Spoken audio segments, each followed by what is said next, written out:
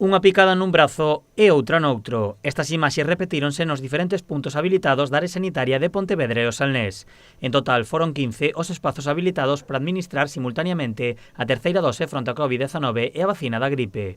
Un destes puntos é o Centro Médico de Vilanova. Ali citáronse hoxe a preto de 100 persoas. Pois nada, empezamos hoxe ca vacunación de maiores de 80, ca terceira dosis, con maiores de 65 ca vacuna da gripe, ca campaña da gripe.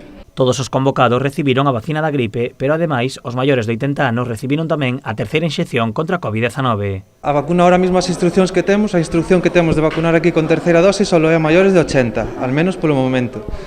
Está homologada para administrar a maiores de 70, pero as instruccións dos Sergas para vacunar en centros de saúde, en principio, só sería maiores de 80. Os vacinados mostrábanse contentos de recibir as doses. Pois a vacuna contra a gripe, mas contra coronavirus.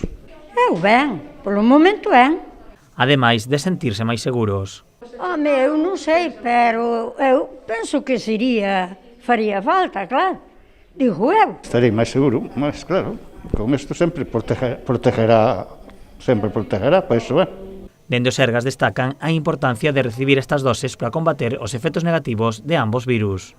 A ver, é unha dosis de reforzo, os estudios demostraron que a eficiencia iba disminuindo lentamente, entonces, como ainda estamos en período de pandemia, pois o máis axeitado sería administrar esta terceira dosis de reforzo para que os pacientes máis vulnerables teñan as súas defensas a tope. Ademais do centro de Vilanova, na zona do Salnés tamén se habilitou o propio hospital e os centros médicos de Cambados, Sogrove e Sanxenxo. En Pontevedra, a convocatoria realizouse no Hospital de Montecelo e nos servizos de Pontevedra Peregrina, A Parda e Lérez. Na comarca de Caldas, o punto de vacinación estableceuse no Servizo Médico de Caldas de Reis.